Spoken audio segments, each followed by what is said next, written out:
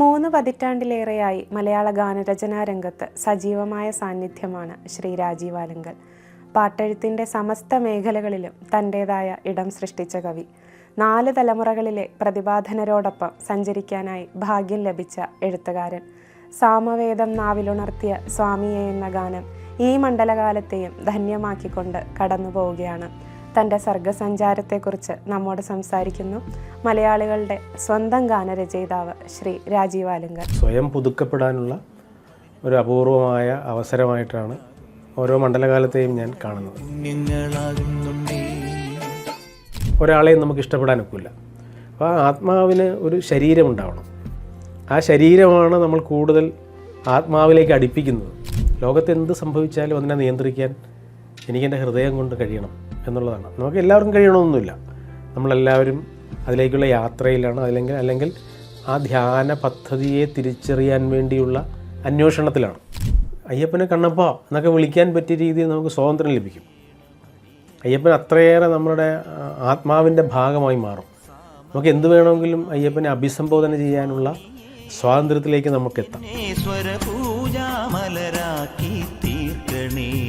ഒരുപക്ഷെ അന്ന് വളരെ ജൂനിയറായി 24 വർഷം മുമ്പ് പറഞ്ഞൊരു പാട്ട് വളരെ കത്തി നിൽക്കുന്ന, ഏറ്റവും നല്ല ഉത്തുംഗ നിലയിൽ ചിത്രവും വന്ദനവും ഒക്കെ പാടി നിൽക്കുന്ന ഒരു ഗായകനോടൊപ്പം ചേർന്ന് ഈ ഗിരീഷ് പുത്തഞ്ചേരിയും രമേശൻ നായർ സാറും അതുപോലെ കൈതപ്പുറം തിരുമേനിയൊക്കെ ഉള്ളൊരു കാലഘട്ടത്തിൽ തന്നെ പ്രൗഢമായ ഭക്തിഗാന ചരിത്രത്തിൽ അദ്ദേഹം എന്നെ കൂടെ കൂട്ടി. അങ്ങനെ കൂടെ കൂട്ടിയത് കൊണ്ടാണ് എനിക്ക് പ്രൗഢമായ ഒരു ഗാന പാരമ്പര്യമെന്നോ അല്ലെങ്കിൽ ഗാന ചരിത്രത്തിൽ എനിക്കൊരു അടയാളപ്പെടൽ നടത്താനായി എന്നുള്ളതാണ്. അതിൽ മുഖ്യ ഒരു പങ്ക് വഹിച്ച ആളാണ് എം ജി ശ്രീകുമാർ.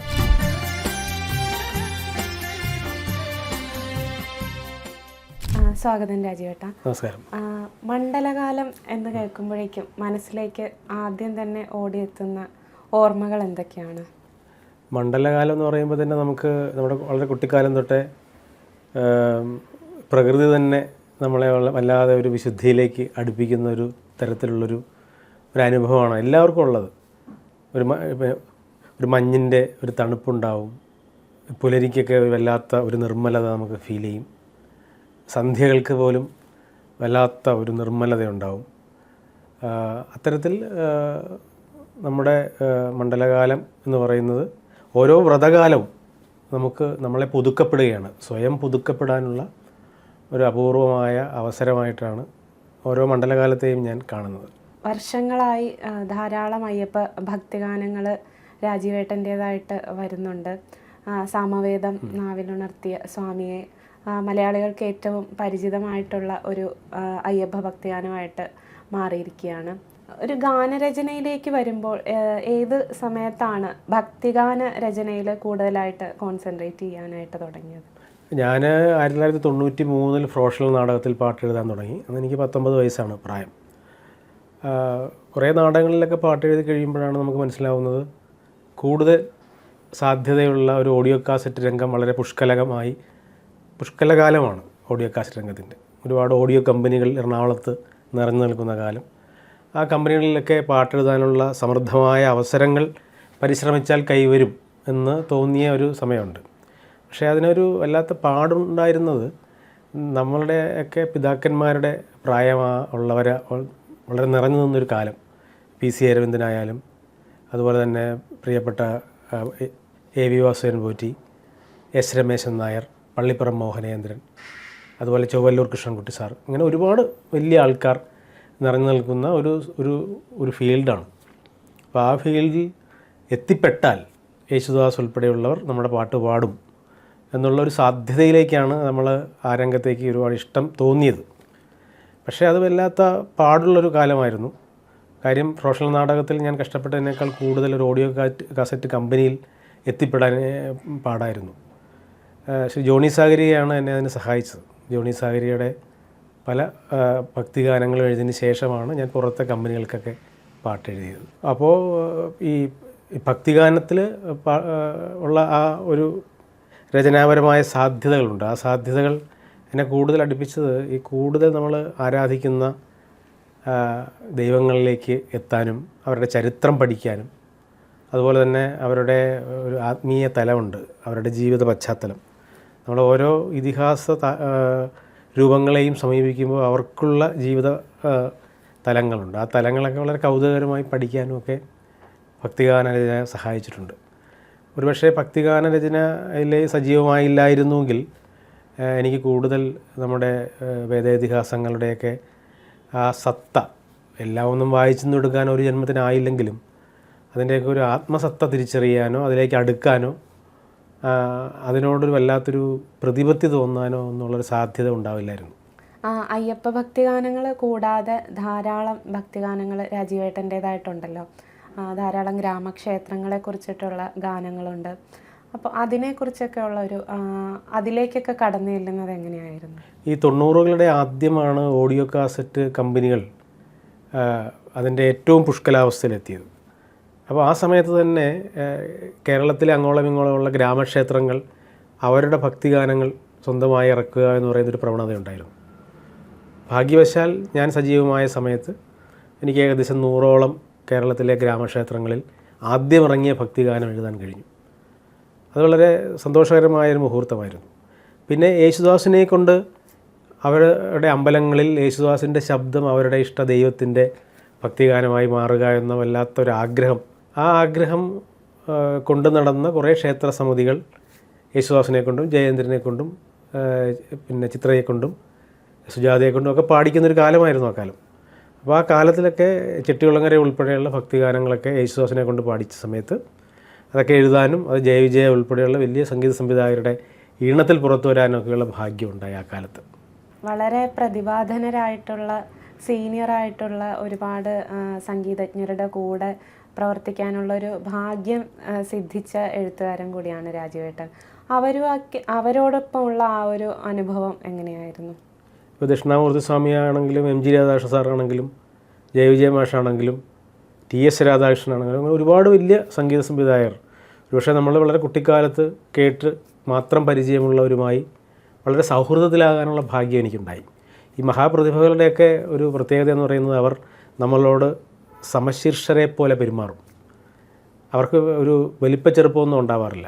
അപ്പോൾ അത് നമ്മളുടെ സൃഷ്ടിക്ക് കൂടുതൽ ഗുണകരമാവും. നമുക്ക് ഭാരമില്ലാത്ത ഹൃദയവുമായി എഴുതാതിരിക്കാം അവരുടെ അടുത്ത്. അപ്പോൾ അവരുമായിട്ടുള്ളതൊക്കെ ഒരുപാട് അനുഭവങ്ങളുണ്ട്. ഒരുപക്ഷെ എറണാകുളത്തെ ഒരുപാട് ഹോട്ടൽ മുറികളിൽ വെച്ച് പിറന്ന ഒരുപാട് ഗാനങ്ങളുണ്ട്. ഓം ഗണനാഥം എന്ന് പറയുന്ന ആൽബം ശ്രീ കലവൂർ ബാലൻ്റെ ഈണത്തിൽ BTHലെ പല മുറികളിൽ വെച്ചാണ് 10 പാട്ടുകളും പിറന്നത്. അതുപോലെ മഹാമായ എന്ന ആൽബം KS ചിത്ര പാടിയ ആൽബം M ജയേന്ദ്രനുമായി അദ്ദേഹത്തിൻ്റെ വീട്ടിലിരുന്നാണ് എഴുതിയത്. അങ്ങനെ ഒരുപാട് നല്ല അനുഭവങ്ങൾ ഉണ്ട്. ഈ വലിയ വലിയ സംഗീത സംവിധായകരോടൊപ്പം ഇരിക്കുമ്പോഴൊക്കെ എനിക്ക് തോന്നിയ ഒരു സന്തോഷകരമായ കാര്യം നമുക്ക് വരിയാണ് ഏറ്റവും വലുത്. സാഹിത്യമുണ്ടെങ്കിലേ സംഗീതത്തിന് അതിൻ്റെ പിന്നെ രൂപത്തിന് പരിപൂർണത ഉണ്ടാവും എന്ന് ദക്ഷിണാമൂർത്തി സ്വാമി പറയാറുണ്ട്. സാഹിത്യം എന്ന് പറയുന്നതാണ് അതിൻ്റെ ശില്പഘടന. സംഗീതം ആത്മാവാണ്. ആത്മാവ് മാത്രം ഉണ്ടായിട്ട് ഒരാളെയും നമുക്ക് ഇഷ്ടപ്പെടാനൊക്കില്ല. അപ്പോൾ ആ ആത്മാവിന് ഒരു ശരീരമുണ്ടാവണം. ആ ശരീരമാണ് നമ്മൾ കൂടുതൽ ആത്മാവിലേക്ക് അടുപ്പിക്കുന്നത്. അപ്പോൾ സംഗീതത്തിൻ്റെ അഴകാഴങ്ങളെ തിരിച്ചറിയാൻ സാഹിത്യത്തിന് മാത്രമേ സഹായിക്കാനാവൂ എന്ന് തിരിച്ചറിഞ്ഞ കുറേ മഹാപ്രതിഭകളുമായിട്ട് ഒരുപാട് പാട്ടുകളുടെ ഭാഗമാകാൻ ഒരുപക്ഷെ അവരുടെ തലമുറയിൽപ്പെട്ട ഒരാളല്ലാഞ്ഞിട്ട് പോലും അവരുടെ പേരക്കിടാവിൻ്റെ പ്രായമുള്ള ഒരാളായിട്ട് പോലും എന്നെ അടുത്തിരുത്തുകയും എന്നോട് വളരെ സൗഹൃദമായി പെരുമാറുകയും ഒക്കെ ചെയ്തു. അവരിൽ പലരും ഇപ്പോൾ നമ്മളോടൊപ്പം ജീവിച്ചിരിപ്പില്ല. ദക്ഷിണാമൂർത്തി സ്വാമിയാണെങ്കിലും MG രാധാകൃഷ്ണൻ സാറാണെങ്കിലും ജയവിജയ മാഷാണെങ്കിലും ഒക്കെ നമ്മളോടൊപ്പം ഇപ്പോൾ ഇല്ല. അപ്പോൾ എനിക്ക് അവരെയൊക്കെ ഓർക്കാൻ കഴിയുന്നത് ഈ വിദ്യയ്ക്ക് കവചമായി വിനയമുണ്ടാകണം എന്നൊരു കവിതാശകലമുണ്ട്. അവരുടെ പ്രൗഢ ഗംഭീരമായ പ്രതിഭയെ അവർ അതിൻ്റെ ഭാരത്തോടെയല്ല നമുക്ക് സമ്മാനിച്ചത് എന്നുള്ളതാണ്. അപ്പോൾ അത് നമുക്ക് ജീവിതത്തിലൊരു പാഠമാണ്. എത്രയേറെ അറിവുണ്ടാകും തോറും ഈ അഴക് പിന്നെ വല്ലാത്ത ആഴമായി മാറുമ്പോൾ അതിന് ഇളക്കമുണ്ടാവില്ല. ആഴക്കടലിലേക്ക് പോകുമ്പോഴത്തേക്ക് തിരയുടെ ബഹളം ഉണ്ടാവില്ല. അതുപോലെയാണ് മഹാപ്രതിഭകൾ. നാടക ഗാനരംഗത്താണല്ലോ ഒരു തുടക്കം എന്ന് പറയുന്നത്. അവിടെ നിന്ന് സിനിമയിലേക്ക് വരുന്നു, ഭക്തിഗാന രംഗത്തേക്ക് വരുന്നു. ഒരു എഴുത്തുകാരനുള്ളിലുണ്ട് എന്നുള്ള ആ ഒരു തിരിച്ചറിവ് ഉണ്ടാകുന്നത് എപ്പോഴായിരുന്നു? അതൊരു 12 വയസ്സിലെ ഞാൻ ആദ്യമായിട്ട് കവിത എഴുതിയിരുന്നു. 14 വയസ്സിൽ NSS ഹൈസ്കൂളുകളുടെ സംസ്ഥാന കലോത്സവം ചങ്ങനാശ്ശേരി പെരുന്നയിൽ നടന്നു. അപ്പോൾ ഞാൻ NSS ഹൈസ്കൂൾ പാണാവള്ളിയിലെ 10ാം ക്ലാസ് വിദ്യാർത്ഥിയായിരുന്നു. അപ്പോൾ ഞാൻ അവിടെ കവിതാരചനയിൽ പങ്കെടുക്കുകയും മന്നൻ ട്രോഫി, മികച്ച കവിക്കുള്ള മന്നൻ ട്രോഫി എനിക്ക് ലഭിക്കുകയും 14 വയസ്സിൽ. 14 വയസ്സിൽ അതെനിക്ക് തന്നത് അക്കിത്തം, മഹാകവി അക്കിത്തം തിരുവേനിയാണ്. നടൻ മുരളി ഉണ്ടായിരുന്നു. ഒരു മന്നം ജയന്തി ദിവസമാണ് എനിക്കത് സമ്മാനിച്ചത്.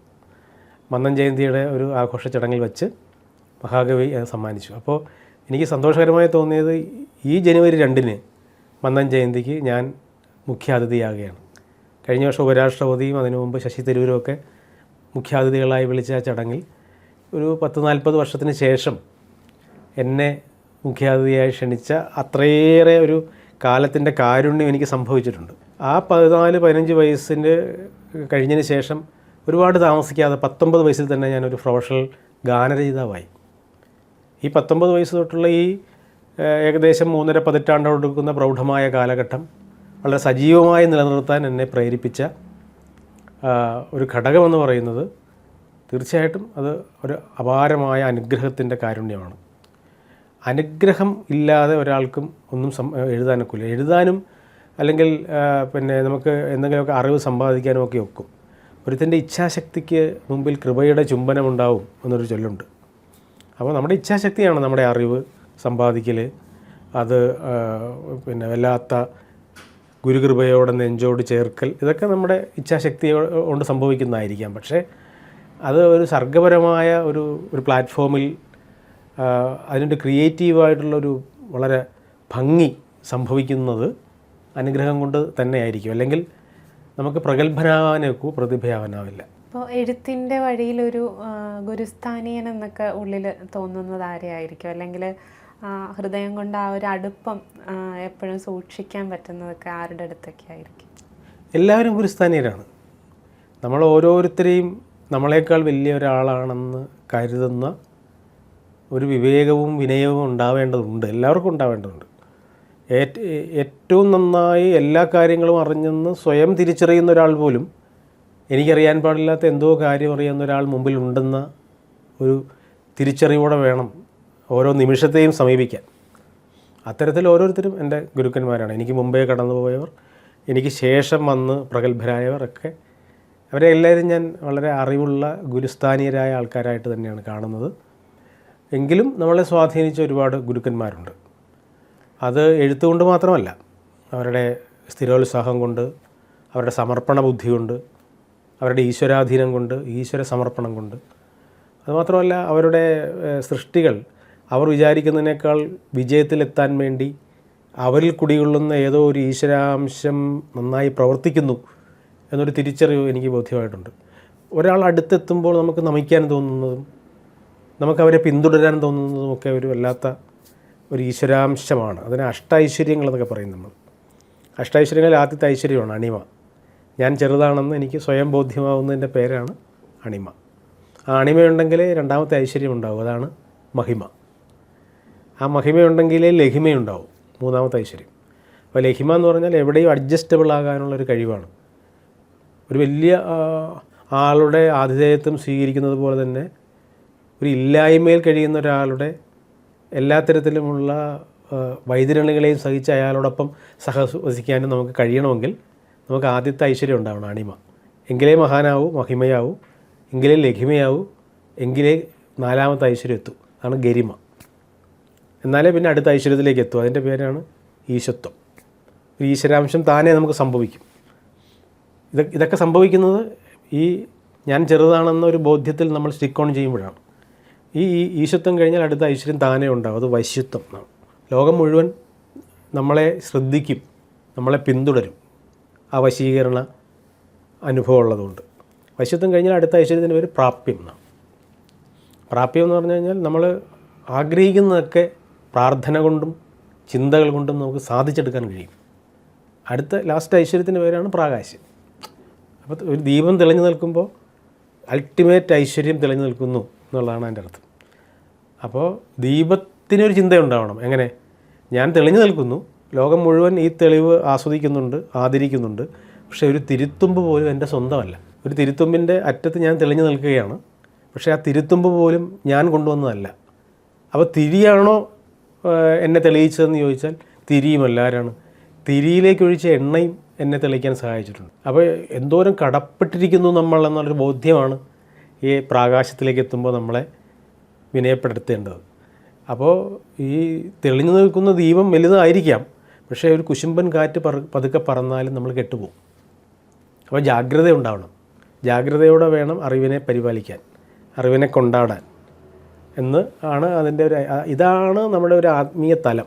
ആത്മീയ തലം എന്ന് പറയുമ്പോഴേക്കും അതിലൊരു ആത്മാന്വേഷണം കൂടി ഉണ്ടല്ലോ. ഇപ്പോൾ എന്നെ ആത്മാവല്ലയോ കോവില്, അല്ലെങ്കിൽ ഗാനമെന്ന ധ്യാനമെന്നും ഏറ്റുവാങ്ങണേ, ഇങ്ങനെയുള്ള പ്രയോഗങ്ങളിലൊക്കെ കൂടെയുള്ള ഒരു ആത്മാന്വേഷകനായ ഒരു കവിയെ കൂടെ ആസ്വാദകർക്ക് കാണാൻ സാധിക്കുന്നുണ്ട്. ആ ഒരു ആത്മാന്വേഷണത്തിൻ്റെതായ യാത്ര എഴുത്തിൽ എങ്ങനെയാണ് അനുഭവിക്കാൻ സാധിക്കുന്നത്? തീർച്ചയായിട്ടും. നമ്മൾ ഗാന്ധിജി പറഞ്ഞൊരു വാക്കുണ്ട്, തലേ ദിവസം ഞാൻ കിടന്നുറങ്ങിയപ്പോൾ ഞാൻ കണ്ടൊരു സ്വപ്നം പോലും എന്നെ പുതുക്കിയിട്ടുണ്ട്. ആ പുതുക്കിയ ഞാനാണ് ഇന്ന് ഉണർന്നത് എന്ന ഗാന്ധിജിയുടെ ഒരു വാക്ക് എന്നെ വല്ലാതെ സ്വാധീനിച്ചിട്ടുണ്ട്. അപ്പോൾ ഇതൊരു ആത്മാന്വേഷണമാണ്. ഇപ്പോൾ ശ്രീരാമകൃഷ്ണ പരമഹംസനെ ഒന്ന് കളിപ്പിക്കുക എന്ന് ഓർത്തിട്ട് പൂർവാശ്രമത്തിലെ നരേന്ദ്രൻ ശലഭം, മരിക്കാത്ത ശലഭത്തെ ഇങ്ങനെ വച്ചിട്ട് ഇതിന് ജീവനുണ്ടോ എന്ന് ചോദിക്കുകയാണ്. അപ്പോൾ പരമഹംസർ പറയുകയാണ്, നരേന്ദ്ര, നിൻ്റെ കൈവെള്ളയിൽ നീ ചുരുക്കി പിടിച്ചിരിക്കുന്നത് നിൻ്റെ ഭാവിയെ തന്നെയാണ്. നിനക്ക് വേണമെങ്കിൽ അകത്തിരിക്കുന്ന ശലഭത്തെ ഞെരിച്ചു കൊല്ലാം. ഞാൻ ജീവനുണ്ടെന്ന് പറഞ്ഞാൽ എൻ്റെ വാക്ക് തെറ്റാണെന്ന് സ്ഥാപിക്കാൻ വേണ്ടി നീ ഇതിനെ ഞെരിച്ചു കൊന്നിട്ട് ഇതേ ചത്ത ശലഭമാണല്ലോ എന്ന് പറയാം. നിനക്ക് വേണമെങ്കിൽ ഇതിനെ പറത്തിവിടാം. അപ്പോൾ നീ എന്നെ പരീക്ഷിക്കേണ്ട, നിൻ്റെ ഭാവി നിൻ്റെ കയ്യിൽ തന്നെയാണ് എന്ന് ഗുരു പറഞ്ഞു കൊടുക്കുന്നത് പോലെ ഇതൊരു ആത്മാന്വേഷണമാണ്. ഈ ആത്മാന്വേഷണം തന്നെയാണ് ധ്യാനം. ഒരുത്തൻ്റെ ഇച്ഛാശക്തിയിൽ കൃപയുടെ ഒരു ചുംബനം ഉണ്ടാവണം, എന്നാലാണ് നമുക്ക് ധ്യാനത്തിലേക്ക് എത്താൻ കഴിയുന്നത്. നമ്മൾ കണ്ണടച്ചിരുന്നാൽ ധ്യാനമാവില്ല, ഒരു ചുംബനം ലഭിക്കും, അപ്പോഴാണ് ധ്യാനം വരുന്നത്. അപ്പോൾ ഒരാൾ മിഴിപൂട്ടിയിരുന്ന് അയാളുടെ ഇടം കണ്ടെത്തുന്നതിൻ്റെ പേരാണ് ധ്യാനം. അപ്പോൾ മിഴിപൂട്ടിയിരുന്ന് അയാളുടെ ഇടം കണ്ടെത്തിയാൽ നമ്മൾ പിന്നെ ഒരിടത്തും ധ്യാനിക്കാൻ പോകണ്ട. നമുക്ക് നമ്മളെ തിരിച്ചറിയാൻ കഴിയാത്തത് കൊണ്ടുള്ള വൈതരണികളാണ് ഈ ജീവിതം സമ്മാനിക്കുന്നത്. അപ്പോൾ ജീവിതത്തിൽ എല്ലാ പ്രശ്നങ്ങളും നമുക്ക് നിയന്ത്രിക്കാനാവാത്തതാണെന്നും എന്നാൽ നമ്മുടെ ഹൃദയത്തെ നമുക്ക് നിയന്ത്രിക്കാൻ കഴിയും എന്നുള്ളതാണ് ആത്മീയതയുടെ ഏറ്റവും വലിയ അടിസ്ഥാനപരമായ സൗന്ദര്യശാസ്ത്രം. ഈ ശാസ്ത്രത്തെ കൊണ്ടാടുന്നവരാണ് മുനിമാർ. അതുകൊണ്ടാണ് ഒരു അടുത്തിങ്ങനെ ഒന്നിങ്ങനെ മിണ്ടാതിരിക്കുന്നത്. ഈ ഒരു പ്രസിദ്ധമായൊരു കഥയുണ്ട്. ഈ ചുള്ളിക്കമ്പ് അന്വേഷിച്ച് ഒരു കാട്ടിൽ ചെല്ലുകയാണ് ഈ വിറക് വെട്ടുകാരൻ.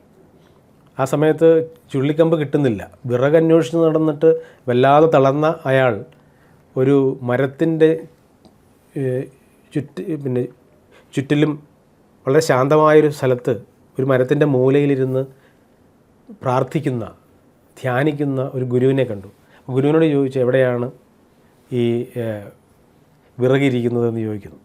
അപ്പോൾ പറയുന്നുണ്ട്, ഈ കാട്ടിൽ വിറകേയില്ല, നവരത്നങ്ങൾ വിളയുന്ന കാടാണിത്. അപ്പം നവരത്നങ്ങൾ വിളയുന്ന ഈ കാട്ടിൽ ഇപ്പോൾ നമ്മൾ ഗോമേതകങ്ങൾ നിറയുന്ന ഈ കാട്ടിലാണ്. അപ്പുറത്ത് പുഷ്യരാഗവും അതിനപ്പുറത്ത് ഇന്ദ്രനീലവും ഒക്കെ ഉണ്ട് എന്ന് പറയുമ്പോൾ വിറകുകാരൻ പറയുന്നുണ്ട്, ഇത്രയൊക്കെ ധനം, ഇത്രയൊക്കെ ഇരുന്നിട്ടും അങ്ങേക്ക് എങ്ങനെയാണ് മിഴിപൂട്ടിയിരിക്കാൻ കഴിയുന്നത്?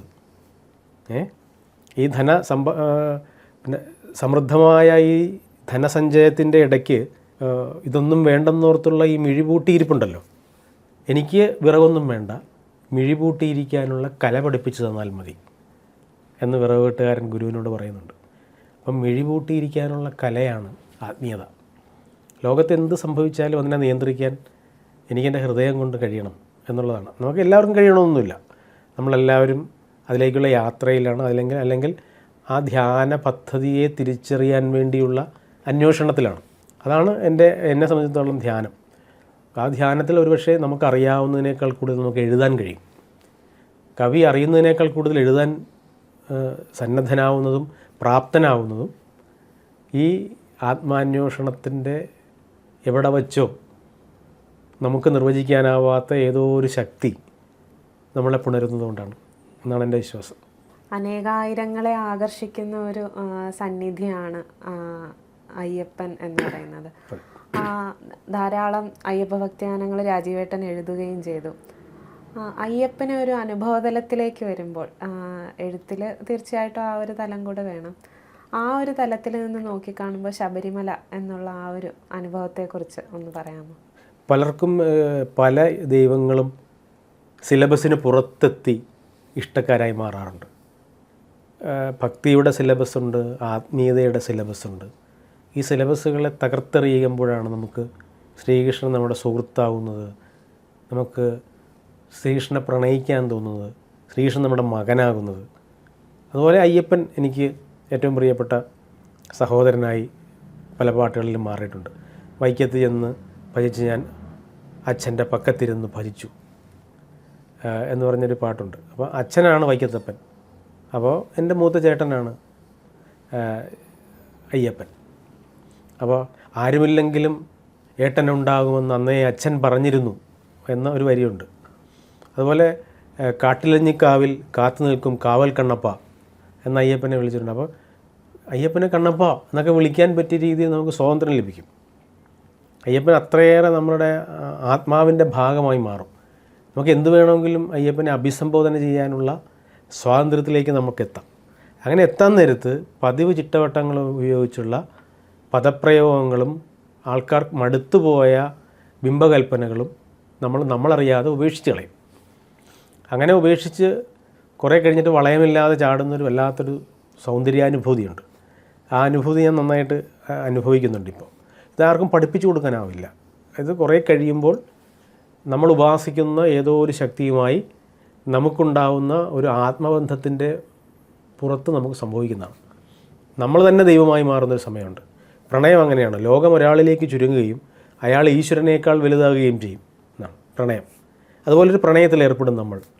ലോകത്തെ ഏറ്റവും വലിയ ആളാണ് നമ്മൾ ഇഷ്ടപ്പെടുന്നയാളെന്നും അയാൾ തന്നെയാണ് ഞാനെന്നും വിചാരിക്കുന്ന, ഒരുപക്ഷെ പെട്ടെന്ന് നിർവചിക്കാനാവാത്ത ഒരു എന്താ പറയുന്ന ഒരു കെമിസ്ട്രി ഉണ്ട്.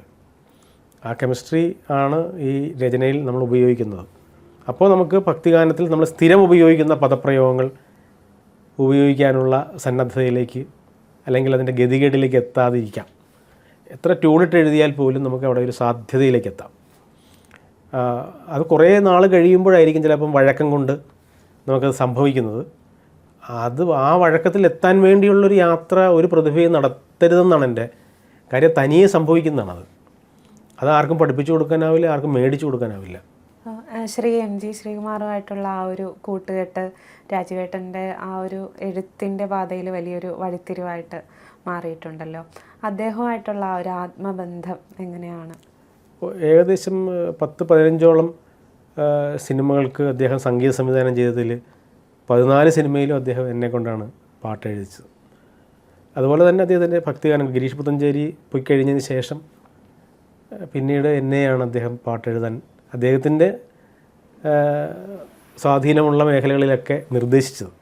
അതുകൊണ്ടാണ് പിന്നെ പ്രിയദർശൻ ചിത്രങ്ങളിൽ 3 ചിത്രങ്ങളിൽ എനിക്ക് വെട്ടത്തിലും അറബി ഒട്ടകത്തിലും ആമയും മുയിലിലും ഒക്കെ പാട്ടെഴുതാൻ കഴിഞ്ഞത് എം ജി ശ്രീകുമാർ എന്ന എൻ്റെ ജ്യേഷ്ഠ സഹോദരൻ്റെ സ്നേഹവാത്സല്യങ്ങൾ കാരണമാണ്.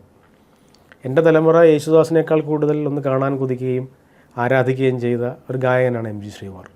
പക്ഷെ പിൽക്കാലത്ത് അദ്ദേഹം എന്നെ നേരത്തെ പറഞ്ഞതുപോലെ ഒരു മഹാപ്രതിഭയുടെ എല്ലാ തരത്തിലുമുള്ള അഴകാഴങ്ങളുടെ വലിപ്പച്ചെറുപ്പമില്ലാതെ ഇടപെടാനുള്ള ഒരു അവസരം എനിക്ക് നൽകിയത് കൊണ്ടാണ് അദ്ദേഹം ഇട്ട ട്യൂണിനൊപ്പിച്ച് സാമവേദമൊക്കെ എഴുതുമ്പോൾ ഒരുപക്ഷെ അന്ന് വളരെ ജൂനിയറായി 24 വർഷം മുമ്പ് പറഞ്ഞൊരു പാട്ട് വളരെ കത്തി നിൽക്കുന്ന ഏറ്റവും നല്ല ഉത്തുംഗ നിലയിൽ ചിത്രവും വന്ദനവും ഒക്കെ പാടി നിൽക്കുന്ന ഒരു ഗായകനോടൊപ്പം ചേർന്ന് ഈ ഗിരീഷ് പുത്തഞ്ചേരിയും രമേശൻ നായർ സാറും അതുപോലെ കൈതപ്പുറം തിരുമേനിയൊക്കെ ഉള്ളൊരു കാലഘട്ടത്തിൽ തന്നെ പ്രൗഢമായ ഭക്തിഗാന ചരിത്രത്തിൽ അദ്ദേഹം എന്നെ കൂടെ കൂട്ടി.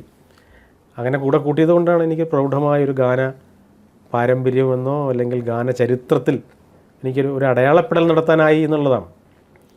അതിൽ മുഖ്യ ഒരു പങ്ക് വഹിച്ച ആളാണ് എം ജി ശ്രീകുമാർ. വളരെ പെട്ടെന്ന് അദ്ദേഹം ട്യൂണിടും. ഏത് രാഗമാണെന്നൊന്നും പിന്നീടാണ് ചിന്തിക്കുകയുള്ളൂ. മനോഹരമായ ട്യൂണായിരിക്കും. മധ്യമാവധിയിലൊക്കെ 10-12 ട്യൂണൊക്കെ ചിലപ്പോൾ 15 മിനിറ്റ് കൊണ്ടൊക്കെ അദ്ദേഹം മുകളിൽ തരും. ഏത് തിരഞ്ഞെടുക്കണമെന്ന് നമുക്ക് കൺഫ്യൂഷനായി പോകും. സാമവേദത്തിനൊക്കെ 10-12 ട്യൂൺ ഇങ്ങനെ മുമ്പിലുണ്ടായിരുന്നു. ആ 12 നല്ല ട്യൂണാണ്. അതിൽ 11 ട്യൂണും പിന്നീട് ചെയ്തിട്ടില്ല. അപ്പോൾ അത്രയേറെ കഴിവുള്ള ഒരു വലിയ മഹാപ്രതിഭയാണ് അദ്ദേഹം. സംഗീതം പഠിക്കാതെ തന്നെ സംഗീതത്തിൻ്റെ എല്ലാ തരത്തിലുമുള്ള ആത്മാംശങ്ങളെ ഹൃദയത്തിൽ സ്വീകരിക്കാൻ, അതിനെ കൊണ്ടാടാനൊക്കെയുള്ള വല്ലാത്ത ദൈവാനുഗ്രഹം ലഭിച്ച ഒരു മനുഷ്യനാണ് ശ്രീ എം ജി ശ്രീകുമാർ. രാജീവേട്ടൻ്റെ പാട്ടുകൾ പാടിയിരിക്കുന്ന ഗായകരിൽ ആ ഒരു കൂടുതൽ ഇഷ്ടം തോന്നുന്നത് ആരുടെ ശബ്ദത്തോടാണ്, അല്ലെങ്കിൽ ആ വരികളെ കൂടുതൽ മനോഹരമാക്കുന്നു എന്ന് തോന്നിയിട്ടുള്ളത് ആരെക്കുറിച്ചാണ്? അതിപ്പോൾ ലക്ഷ്മിക്ക് തന്നെ അറിയാമല്ലോ, അത് ഏത് മലയാളിയും ഒന്ന് കാണാൻ കൊതിക്കുകയോ ഏത് എഴുത്തുകാരനും അയാളുടെ ഒരു വരിയെങ്കിലും ആ ശബ്ദത്തിലൊന്ന് കേൾക്കാൻ കൊതിക്കുകയോ ചെയ്തിട്ടുള്ളത് ഒരേ യേശുദാസിൻ്റെ ആയിരിക്കും. യേശുദാസിനെ ഒന്ന് സ്വന്തമായിട്ട് കിട്ടുക എന്ന് പറയുന്നത് ഒരു ഗാനരചയിതാവിൻ്റെ ഭാഗ്യമാണ്.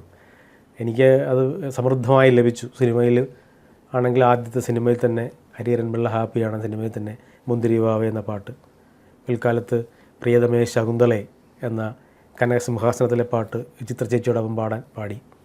ഇനിയും കൊതിയോടെ കാത്തിരിക്കാം ഞാൻ ആ മരത്തണലിലുറങ്ങാൻ എന്ന് ഭാര്യ ഒന്ന് മക്കൾ മൂന്നിൽ ശ്രീ എം ജയേന്ദ്രൻ്റെ ഈണത്തിൽ ഞങ്ങൾ നല്ല കുറേ പാട്ടുകൾ യേശുദാസിനെ കൊണ്ട് പാടിച്ചു. അതുപോലെ തന്നെ ഭക്തിഗാനത്തിൽ ഓം ഗണനാഥം, ചെട്ടികുളങ്ങര അമ്മയുടെ പാട്ടുകൾ, അമ്മ തമ്പുരാട്ടി, ഓം ഗണനാഥത്തിലെ പഴവങ്ങാടി ഗണേശൻ, എൻ്റെ പിഴവെല്ലാം പൊറുക്കും ഗജാസ്യൻ. യേശുദാസ് പാടുമ്പോൾ അടുത്ത് ഞാൻ നിൽപ്പുണ്ട്. യേശുദാസ് പാടുമ്പോൾ അടുത്ത് നിന്നത് സ്റ്റുഡിയോയിൽ വെച്ച് കേൾക്കാൻ അപൂർവം പേർക്കേ ഭാഗ്യം ഉണ്ടായിട്ടുള്ളൂ. അദ്ദേഹം അടുത്തിരുത്തില്ല. പാട്ടിൻ്റെ അച്ഛനും അമ്മയും ഉണ്ടെങ്കിൽ അകത്ത് കയറുമെന്ന് പറയും. എത്ര വലിയ പൈസ മുടക്കുന്ന പ്രൊഡ്യൂസറെയും അദ്ദേഹം പുറത്തേ ഇരുത്തും. പാട്ട് കേൾക്കാൻ വേണ്ടി പിന്നീടേ വിളിക്കൂ. അപ്പോൾ എനിക്ക് ദാസാറ് പാടിയ എല്ലാ പാട്ടുകളും അടുത്തിരുന്ന് കേൾക്കാനുള്ള ഭാഗ്യം ഉണ്ടായിട്ടുണ്ട്. മണിക്കൂറുകളോളം ഒരു സുഹൃത്തിനെ പോലെ അദ്ദേഹത്തിൻ്റെ സംസാരം കേട്ടിരിക്കാനുള്ള സ്വാതന്ത്ര്യം എനിക്ക് ലഭിച്ചിട്ടുണ്ട്. പാട്ടിനേക്കാൾ കൂടുതൽ അനുഭവം ഉള്ളത് അതാണ്.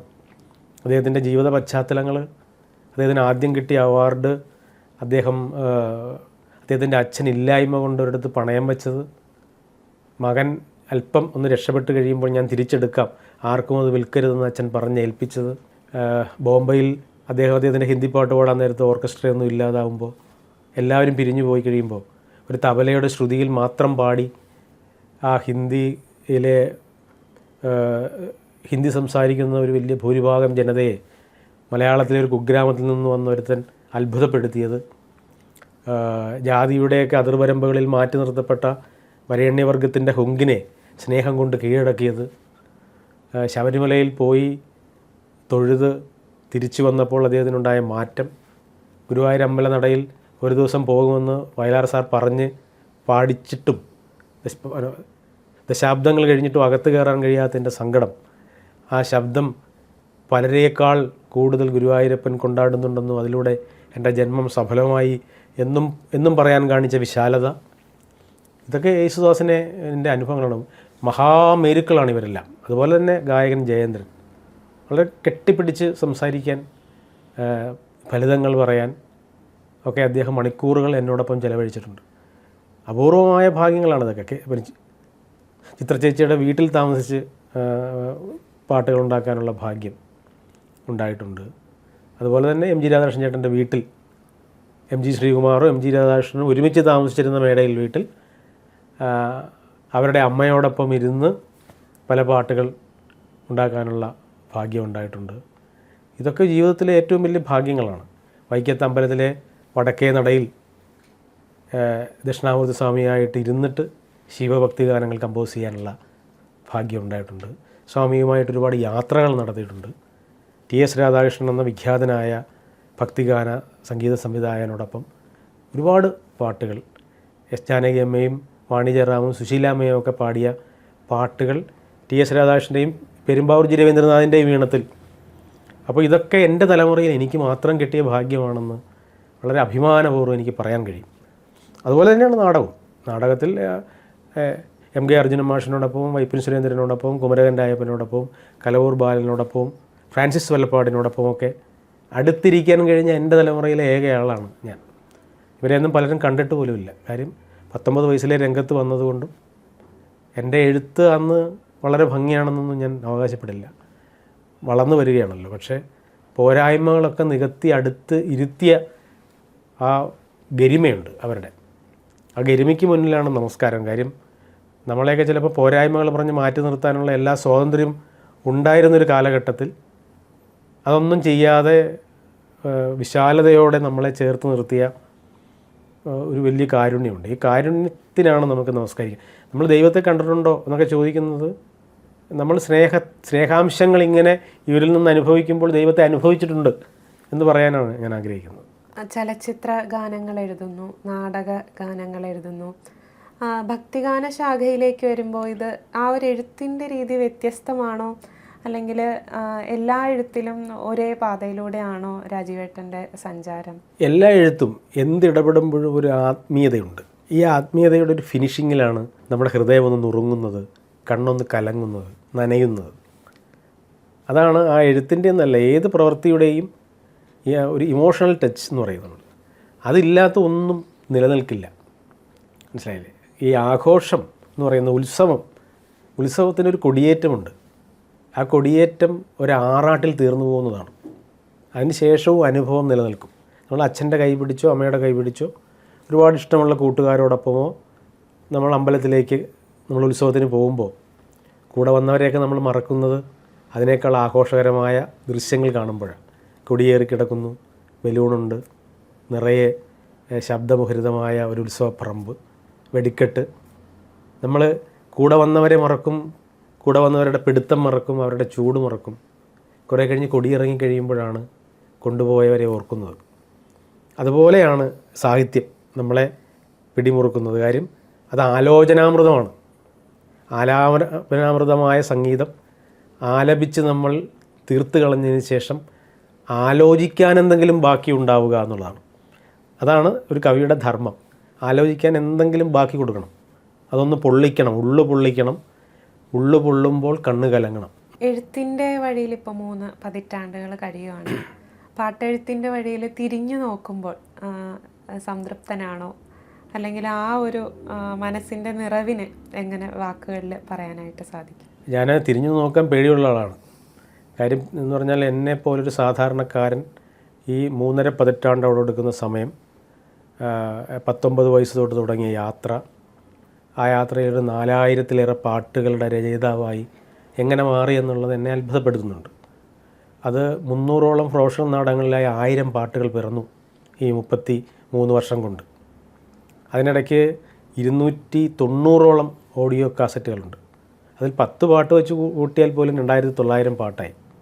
അതെല്ലാം ചെറിയ ഓഡിയോ കാസറ്റ് കമ്പനിയല്ല. ഈസ്റ്റ് കോസ്റ്റ്, അതുപോലെ മാഗ്ന സൗണ്ട്, ജോണി സാഗരിക, സർഗം, അതുപോലെ തന്നെ തരങ്കിണി ഉൾപ്പെടെയുള്ള കാസറ്റ്. ഒരു 135 സിനിമകൾ റിലീസായിട്ടുണ്ട്. അതിൽ ഒരു 350ഓളം പാട്ടുകളുണ്ടാവും. എല്ലാം കൂടെ കൂട്ടിയാൽ 4000 പാട്ടുണ്ട്. പിന്നെയും കിടക്കുന്നു ആകാശവാണിയിലെ, ദൂരദർശനിലെ പാട്ടുകൾ. രാഷ്ട്രീയ ഗാനങ്ങൾ, നന്നായി എഴുതിയ രാഷ്ട്രീയ ഗാനങ്ങളൊന്നും ഇതിൽ കൂട്ടിയിട്ടേ ഇല്ല. അപ്പോൾ ഇത്രയും പാട്ടുകൾ എഴുതാൻ കഴിയുക എന്ന് പറയുന്നത് 32ാമത്തെ വയസ്സിൽ തന്നെ സമഗ്ര സംഭാവനയ്ക്കുള്ള സംഗീതനാടക അക്കാദമിയുടെ പുരസ്കാരം ലഭിച്ചത്, സ്റ്റേറ്റ് അവാർഡ് ലഭിച്ചത്, നാടകത്തിലാണെങ്കിൽ തന്നെ ഒരുപാട് അവാർഡുകൾ, അതുപോലെ തന്നെ ക്രിട്ടിക്സ് അവാർഡ് 3 പ്രാവശ്യം ലഭിച്ചത്. ഇതൊന്നും എന്നെ സന്തോഷിപ്പിക്കുന്നത്. പക്ഷേ നമുക്ക് അടുത്തിരിക്കാൻ ഭാഗ്യമില്ലാത്തവരോടൊപ്പം കാലം എന്നെ അടുത്തിരുത്തി. കുറച്ച് കഴിഞ്ഞപ്പോൾ എന്താ പറയുന്നത്, ഈ നമ്മൾ ഒരു പ്രസിദ്ധമായൊരു കവിതയുണ്ട്, ഈ പുഴ വല്ലാതെ പേടിച്ചു പോയി. കാര്യം മലയിൽ നിന്നൊഴുകി കടലിനടുത്തെത്തി. പർവ്വത ശിരസിൽ നിന്നും തുടങ്ങിയതാണ് എൻ്റെ യാത്ര. നദി പറയുകയാണ്. കുറച്ച് കഴിയുമ്പോൾ ഞാൻ തീർന്നു പോകുന്നു എന്നുള്ളത് നദിയെ സങ്കടപ്പെടുത്തി. കുറച്ച് കഴിഞ്ഞ് കടലിൽ ലയിച്ചപ്പോഴാണ് നദി മനസ്സിലായത്, ഞാൻ വെറും ഒരു നൂൽ നദിയല്ല, ഞാനൊരു സാഗരമാണ്. ഞാനിപ്പോൾ സാഗരമായി എന്ന് പറഞ്ഞ പോലെ എന്നെപ്പോലൊരു സാധാരണക്കാരൻ മഹാന്മാരോടൊപ്പം സഞ്ചരിച്ച് എന്തെങ്കിലുമൊക്കെ മഹത്വത്തിലേക്ക് എത്തിയിട്ടുണ്ടെങ്കിൽ അത് ഞാൻ ഒഴുകിയെത്തിയത് മഹാസാഗരത്തിലേക്കാണ്. അത് സ്നേഹത്തിൻ്റെ സാഗരമാണ്, അത് വാത്സല്യത്തിൻ്റെ സാഗരമാണ്, കാരുണ്യത്തിൻ്റെ സാഗരമാണ്, അപാരമായ കരുതലിൻ്റെയും സാന്ത്വനത്തിൻ്റെയും ഒക്കെ ഒരു സാഗരമുണ്ട്. ആ സാഗരത്തിലേക്ക് നമ്മളെപ്പോലൊരു സാധാരണക്കാരൻ ഒഴുകുകയാണ്. അപ്പോൾ ജ്ഞാനപീഠം ലഭിച്ചതിന് ശേഷം അക്കിത്തം തിരുമേനി പറഞ്ഞ പോലെ, ഭാഗ്യവശാൽ ഞാൻ രത്നങ്ങളുടെ ഇടയിൽ കൂടി വജ്രങ്ങൾ തുളച്ച രത്നങ്ങൾക്കിടയിലൂടെ കടന്നുപോയി. ഭാഗ്യവശാൽ ഞാനൊരു നൂലായിരുന്നു. അപ്പോൾ ഞാനൊരു വെറും നൂലാണ്. അത് വജ്രങ്ങൾ തുളച്ചു വച്ച സുഷിരത്തിലൂടെ രത്നങ്ങൾക്കിടയിലൂടെ ഞാൻ കടന്നുപോയി എന്ന് പറഞ്ഞതുപോലെ നമ്മുടെ കൂടെ ജീവിച്ച് മൺമറഞ്ഞു പോയ മഹാരഥന്മാരോടൊപ്പം എൻ്റെ തലമുറയിൽ ചിലപ്പോൾ ഒരുപാട് പേർക്ക് കിട്ടാത്ത മഹാസുഹൃതം എനിക്ക് ലഭിച്ചതുകൊണ്ട് അടുത്ത കുറച്ച് കാലത്തേക്ക് എനിക്ക് ഈ അനുഭവങ്ങൾ പങ്കുവെച്ച് നിങ്ങളുടെ മുമ്പിൽ നിൽക്കാൻ കഴിയുമെന്നുള്ള കൃതാർത്ഥതയാണ് എന്നെ സന്തോഷിപ്പിക്കുന്നത് ഏറ്റവും കൂടുതൽ. ഇത്രയും വർഷങ്ങളുടെ ഒരു എഴുത്തിൻ്റെ പാരമ്പര്യമുള്ളൊരു കവി കൂടിയാണ്. ഒരു എഴുത്തുകാരനെ സംബന്ധിച്ച് അടിസ്ഥാനപരമായിട്ട് വേണമെന്ന് രാജീവേട്ടന് തോന്നിയിട്ടുള്ള ആ ഒരു ഗുണം, ആ ഒരു ക്വാളിറ്റി എന്തായിരിക്കും? ഒരു എഴുത്തുകാരനെ സംബന്ധിച്ചിടത്തോളം അയാളെക്കുറിച്ച് മാത്രം ചിന്തിക്കാതെ മറ്റൊരാളെക്കുറിച്ച് ആകുലപ്പെടണം. സ്വരൂപ കാമുകത എന്ന് പറയും. നമ്മൾ കൊള്ളാം, മിടുക്കനാണ് എന്നൊക്കെ പറഞ്ഞ് നമ്മുടെ അച്ചീവ്മെൻറ്റിനെ കുറിച്ച് എപ്പോഴും ആത്മരതിയിൽ ഏർപ്പെടുക എന്നതിനപ്പുറം ഒരു അപരോന്മുഖ ദർശനത്തിലേക്ക് എത്തണം. അതിൻ്റെ പേര് ആർദ്രത എന്നാണ്. ആർദ്രത എന്ന് പറഞ്ഞാൽ എനിക്കൊരിടമുള്ളതുപോലെ നിനക്കും ഒരിടമുണ്ടെന്ന് ഞാൻ സമ്മതിച്ചു തരുന്നതിൻ്റെ പേരാണ്. വയലാറത് ഭംഗിയായിട്ട് എഴുതി വെച്ചിട്ടുണ്ട്.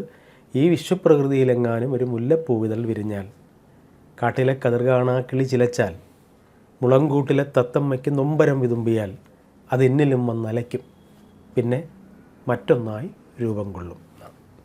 അപ്പോൾ ഇങ്ങനെ തോറ്റുകൊടുക്കാൻ കഴിയുന്ന ഒരു ഹൃദയം ഉണ്ടാവണം. മറ്റൊരാൾക്ക് വേണ്ടി തോറ്റുകൊടുക്കാൻ കഴിയുന്ന ഒരു ഹൃദയം. ഒരു ഇലയുടെ അടിയിൽ മഴയത്ത് രണ്ടുപേർ പോയിക്കൊണ്ടിരിക്കുകയാണ്. ആർക്കാണ് ഏറ്റവും കൂടുതൽ സ്നേഹം എന്ന് തിരിച്ചറിയാൻ ഒരാൾ ചോദിക്കുമ്പോൾ മറ്റേ ആൾ പറയുകയാണ്, കാത്തിരിക്കുക, ഏറ്റവും കൂടുതൽ മഴ നനഞ്ഞയാൾക്കാണ് ഏറ്റവും കൂടുതൽ. ഒരപ്പം രണ്ടുപേർ പങ്കിട്ടെടുത്തുകൊണ്ടിരിക്കുകയാണ്. ആർക്കാണ് ഏറ്റവും കൂടുതൽ സ്നേഹം? ഏറ്റവും ചെറിയ കഷ്ണം സ്വീകരിച്ചയാൾക്കാണ് ഏറ്റവും സ്നേഹം. രണ്ടുപേർ തമ്മിൽ തർക്കിക്കുകയാണ്. ആർക്കാണ് ഏറ്റവും കൂടുതൽ സ്നേഹം? കാത്തിരിക്കുക, ഒരാൾ തോൽക്കുന്നതുവരെ തോറ്റുകൊടുത്തയാൾക്കാണ് ഏറ്റവും കൂടുതൽ സ്നേഹം. അപ്പോൾ മറ്റൊരാൾക്ക് വേണ്ടി തോറ്റു കൊടുക്കുക എന്നുള്ളതാണ്. മറ്റൊരാൾക്ക് വേണ്ടി എഴുതുക. ഇപ്പോൾ എഴുത്തുകാരൻ എല്ലാ അറിവുള്ള എല്ലാ സർവവിജ്ഞാന കോശമാണെന്നോ സർവജ്ഞപീഠം കയറിയെന്നോ അറിവിൻ്റെ ഏറ്റവും ഉന്നതിയിലാണെന്നോ ഒന്നും വിചാരിച്ച് കളയരുത്. നമുക്ക് ചെറിയ അറിവ് മാത്രമേ ഉള്ളൂ. നമുക്ക് അനുഭവങ്ങളും കുറവാണ്. ആരെ സംബന്ധിച്ചിടത്തോളം കമ്പയർ ചെയ്യുമ്പോൾ തെരുവിൽ നടക്കുന്ന സാധാരണക്കാരായ വീട് പോലുമില്ലാത്ത പാൽക്കാരനും മീൻകാരനും തെരുവ് വേശിയും വീടില്ലാത്തവനും ഒക്കെ ഉണ്ടല്ലോ, അവരുടെ അനുഭവങ്ങളുടെ അയലത്ത് പോലും നിൽക്കാൻ ഭാഗ്യമില്ലാത്തവരാണ് നമ്മളെല്ലാം. അപ്പോൾ നമ്മൾ അവർക്ക് വേണ്ടി എഴുതുക എന്നുള്ളതാണ്. അപ്പോൾ ഈ അപരോന്മുഖ ദർശനത്തിലേക്ക് എത്തുക എന്നുള്ളതാണ് ഒരു എഴുത്തുകാരൻ്റെ ഏറ്റവും വലിയ സർഗസന്നദ്ധത. അത് ആ സർഗസന്നദ്ധതയാണ് അയാളെ സർഗസമ്പന്നനാക്കുന്നത്. ഇപ്പോൾ സാധാരണ സാഹിത്യം എന്ന് പറയുമ്പോഴേക്കും സമൂഹത്തിൽ എല്ലാവരും ശ്രദ്ധിക്കണമെന്നില്ല. എന്നാൽ ഗാനരചന, ചലച്ചിത്ര ഗാനങ്ങൾ അല്ലെങ്കിൽ ഭക്തി ഗാനങ്ങളൊക്കെ ആകുമ്പോഴേക്കും താഴെത്തട്ടിലുള്ള ജനങ്ങൾ ഹൃദയം കൊണ്ട് ഏറ്റെടുക്കുന്ന ഒരു സാഹിത്യശാഖ കൂടിയാണ്. അവരിൽ നിന്നുള്ള ആ ഒരു പ്രതികരണം, ആ ഒരു എക്സ്പീരിയൻസ് എങ്ങനെ കാണുന്നു രാജീവ്? ഇപ്പോൾ വലിയ പ്രസിദ്ധീകരണങ്ങളിൽ പ്രസിദ്ധീകരിച്ചൊരു കവിതയോ ഒരുപക്ഷെ സാഹിത്യ അക്കാദമിയുടെ അവാർഡ് കിട്ടിയ ഒരു കവിതയോ ഒക്കെ ജനങ്ങൾ ശ്രദ്ധിക്കുന്നതിനേക്കാൾ കൂടുതൽ സാധാരണ ജനങ്ങളുടെ എല്ലാ തരത്തിലുമുള്ള വികാരങ്ങളെ സംവേദിപ്പിക്കുന്ന ഗാനങ്ങൾ സുലഭമായി ലഭിച്ച നാടാണ് നമ്മളുടേത്. നമ്മളുടെ മഹാകവികളൊക്കെ പാട്ടെഴുത്തുകാരായിരുന്നു. മനസ്സിലായില്ലേ? കിളിപ്പാട്ട് എഴുതിയ ഒരു നല്ല ഗാനരചയിതാവിൻ്റെ പേരാണ് എഴുത്തച്ഛൻ. കൃഷ്ണഗാഥ എഴുതിയ ആളാണ് ചെറുശ്ശേരി. അപ്പോൾ ഇങ്ങനെ ഈ പാട്ടുകളാണ് ഓരോ മലയാളിയും ഓരോ പാട്ടാണെന്നൊരു സങ്കല്പമുണ്ട്. അപ്പോൾ നമ്മളുടെ എല്ലാ തരത്തിലുമുള്ള വികാരങ്ങളെ പാട്ടിൽ തിരഞ്ഞു നടക്കുന്നവരാണ് നമ്മുടെ സാധാരണക്കാരായ ജനങ്ങൾ. അവരവരുടെ ജീവിതത്തിലെ പ്രണയത്തെയും വേവലാതിയെയും വിരഹത്തെയും പ്രതീക്ഷയെയും ഒക്കെ ഏതെങ്കിലും കവിതയിൽ അന്വേഷിച്ച് പോകാറില്ല. അവർ കേൾക്കുന്ന സാധാരണക്കാരായ ഒരുപാട് പേർ അവർക്കിഷ്ടപ്പെട്ട ഒരു പാട്ടിനെ കൊണ്ടാടുന്നുണ്ട്. ആ ഇഷ്ടപ്പെട്ട പാട്ട് ചിലപ്പോൾ ഭക്തിഗാനമാകാം, നാടകഗാനമാകാം, ചിലപ്പോൾ സിനിമാ പാട്ടാകാം. അപ്പോൾ ഏതെങ്കിലും ഒരു പാട്ടിൽ അവരുടെ സങ്കടങ്ങളോ അവരുടെ ഏതെങ്കിലും ഒരു വികാരമോ നമുക്ക് തുന്നിച്ചേർക്കാൻ കഴിഞ്ഞിട്ടുണ്ടെങ്കിൽ നമ്മൾ കൂടി അവരുടെ ഭാഗമാകും ജീവിതത്തിൽ. അങ്ങനെ നിരവധി ഗാനങ്ങളുടെ ഭാഗമാകാനുള്ള ഭാഗ്യം എനിക്കുണ്ടായിട്ടുണ്ട്. അതിൽ പലതും നാടകഗാനങ്ങളാണ്. നിറഞ്ഞോടിയ നാടകഗാനങ്ങളുടെ കാലം ഒരു വർഷം കഴിയുമ്പോൾ തീർന്നു പോകും. പക്ഷെ നാടകം കണ്ടിട്ട് ആ നാടകവും അതിലെ പാട്ടും അനുഭവങ്ങളും ഹൃദയത്തിൽ കൊണ്ടാടി ജീവിക്കുന്ന കുറേ ആൾക്കാരുണ്ട്. ഒരു വർഷം കഴിഞ്ഞാൽ തീർന്നു പോകുന്ന നാടകത്തിലെ പാട്ട് ഒരു ജന്മം മുഴുവൻ കൊണ്ടാടി നടക്കുന്ന ഒത്തിരി പേരുണ്ട്. അങ്ങനെ ഒരുപാട് പേരെ എനിക്കറിയാം. പക്ഷേ ഏറ്റവും പ്രിയപ്പെട്ട ഒരു സിനിമാ ഗാനത്തിലേക്ക് എത്തുമ്പോൾ അത് കൂടുതൽ ജനകീയമാകും, കൂടുതൽ ആൾക്കാരിലേക്ക് സംവേദനക്ഷമമായ രീതിയിലേക്ക് അത് പ്രാപിക്കും. ഭക്തിഗാനമാണെങ്കിൽ അവരുടെ വിശ്വാസത്തെ ഘടിപ്പിക്കുന്ന ഒരു സൗന്ദര്യബോധത്തിലേക്ക്, ഒരു മാധുര്യത്തിലേക്ക് ഈ പാട്ട് നമുക്ക് അടുപ്പിക്കാൻ കഴിയും. പാട്ട് പലതരത്തിലാണ് സംഭവിക്കുന്നത്. അത് ഏത് കവിതയേക്കാൾ ശക്തിയുക്തമായ ഒരു സ്നേഹോപാധിയാണ്. സാധാരണക്കാർക്ക് പെട്ടെന്ന് റിലേറ്റ് ചെയ്യാൻ പറ്റുന്ന, അല്ലെങ്കിൽ അവർക്ക് ഓർത്തിരിക്കാൻ പറ്റുന്ന ധാരാളം ഇമേജറികൾ രാജുവേട്ടൻ്റെ ഗാനങ്ങളിൽ കടന്നു വരുന്നുണ്ട്. അപ്പോൾ എപ്പോഴും എങ്ങനെയാണ് ഇങ്ങനെ ഒരു പുതുക്കപ്പെടുക എന്നുള്ള ആ ഒരു പ്രക്രിയയിൽ ഏർപ്പെടുന്നത് എങ്ങനെയാണ് ഓരോ ഗാനങ്ങളിലും പല ഇമേജറികൾ കൊണ്ടുവരാൻ? നമ്മളൊരു കേവല പ്രതിഭയാണ്, സാധാരണ ഒരു പ്രതിഭയാണെന്ന് തിരിച്ചറിഞ്ഞു കഴിഞ്ഞാൽ പിന്നെ നമുക്ക് എപ്പോഴും ആകുലത ഉണ്ടാവണം. സ്വയം പുതുക്കപ്പെടാനുള്ള ഒരവസ്ഥയിലേക്ക് നമ്മൾ എത്തണം. അനുഭവങ്ങൾ കൊണ്ട് നമ്മൾ എല്ലാ സമയവും പുതുക്കപ്പെടുന്നുണ്ട്. നമുക്ക് 5-10 വർഷം മുമ്പ് ലഭിച്ച ഒരു സങ്കടമല്ല ഇപ്പോൾ നമ്മൾ നേരിടുന്ന സങ്കടം. നമ്മൾ ഇച്ചിരി കരുത്തരായി കാണും. പ്രണയവും അതുപോലെയാണ്. വേവലാതികളും വിഹുലതകളും ഒക്കെ ഓരോ നിമിഷങ്ങളും മാറിക്കൊണ്ടിരിക്കും. നമ്മൾ അതിനെ നേരിടുന്നതൊക്കെ പല വിധത്തിലായിരിക്കും. നമ്മൾ കരുത്താർജിക്കും. പക്ഷേ ഭാഷ കൊണ്ട് പുതുക്കപ്പെട്ടില്ലെങ്കിൽ ഒരു എഴുത്തുകാരൻ ഒരിക്കലും ഉന്നതിയിലെത്തില്ല. അപ്പോൾ ഇന്നലെ എഴുതിയതുപോലെ ആയിരിക്കരുത് ഇന്ന് എഴുതേണ്ടത്. വികാരങ്ങളെല്ലാം ചിലപ്പോൾ ഒന്നായിരിക്കും. നമ്മളതിനെ ഭാഷ കൊണ്ട് പുതുക്കപ്പെടുന്ന ഒരവസ്ഥയിലേക്ക് എത്തണം. അപ്പോൾ അത്തരത്തിൽ ഞാൻ നിരന്തരമായി വായനയിലേർപ്പെടും. നിരന്തരമായി വായിക്കുന്നത് ഒരു ഡയറിയിൽ കുറിച്ച് വെച്ച് അത് പിന്നീട് ഒന്നുകൂടി ഏറ്റെടുക്കുന്ന ഒരു സ്വഭാവമുണ്ട്. എവിടെ നിന്നും പദങ്ങൾ കിട്ടിയാൽ അപ്പോൾ തന്നെ അത് എഴുതി വെച്ച് വീട്ടിലെത്തി എൻ്റെ ഡയറിയിലേക്ക് പകർത്തുന്ന ഒരു സ്വഭാവം ഒരു 3 പതിറ്റാണ്ടുകളായി തുടരുന്നുണ്ട്. ഒരു ദിവസം എന്തെങ്കിലും വായിക്കുകയോ അറിയുകയോ ചെയ്തില്ലെങ്കിൽ അസ്വസ്ഥപ്പെടുന്ന ഒരു ഹൃദയമുണ്ട്. ഇങ്ങനെയൊക്കെ നമ്മളെ സ്വയം പുതുക്കപ്പെടുകയും ഒരിക്കലും സ്വസ്ഥതയോടെ ഇരുന്ന് ജീവിച്ച് കളയാമെന്ന് വിചാരിക്കാതിരിക്കുകയും ചെയ്യുന്ന ഒരു സർഗ്ഗധനതയുണ്ട്. അത് സമർപ്പണമാണ്. ആ സമർപ്പണത്തിലേക്ക് അവസാനത്തെ ശ്വാസം വരെ നമ്മളെ കൊണ്ടുപോകലാണ് ദൈവാധീനം. ക്രിയേറ്റീവ് ആയിരിക്കുക എന്നതോടൊപ്പം തന്നെ ഇതുപോലെ സാഹിത്യം എല്ലാം ആസ്വദിക്കുക എന്നുള്ള ഒരു തലം കൂടി ഉണ്ടല്ലോ സാഹിത്യകാരന്മാരെ സംബന്ധിച്ച്. ഒരു ആസ്വാദകൻ എന്ന നിലയിൽ പ്രിയപ്പെട്ട ഗാനരചയിതാക്കൾ ആരാണ്, അല്ലെങ്കിൽ പ്രിയപ്പെട്ട സാഹിത്യകാരന്മാർ ആരായിരിക്കും? ഒരുപാട് പേരുണ്ട്. ഒരാളെ പ്രത്യേകിച്ച് പേരെടുത്ത് പറയാതെ എനിക്ക് ശേഷം വന്നവരെയും എനിക്ക് മുമ്പേ കടന്നുപോയവരെയും എന്നോടൊപ്പം സഞ്ചരിച്ചവരെയും ഒക്കെ എനിക്ക് തികഞ്ഞ ആരാധനയോടെയും ഒരുപക്ഷെ എന്നേക്കാൾ മിടുക്കന്മാരാണെന്ന തോന്നലോടെയും മാത്രമേ സമീപിച്ചിട്ടുള്ളൂ. അങ്ങനെ ഞാൻ സമീപിക്കാറുള്ളൂ. അങ്ങനെ സമീപിക്കുമ്പോഴുള്ള ഗുണം എന്ന് പറയുമ്പോൾ നമുക്ക് ഒരു അപരോന്മുഖ ദർശനമുണ്ടാകും. അയാളെ പഠിക്കാൻ കഴിയുക എന്നുള്ളതാണ്. ഭാസ്കരൻ മാഷിനെ പഠിക്കാൻ ഭാസ്കരൻ മാഷിൻ്റെ വീട്ടിൽ പോകേണ്ട കാര്യമില്ല. ഭാസ്കരൻ മാഷിൻ്റെ പാട്ട് പഠിച്ചാൽ മതി.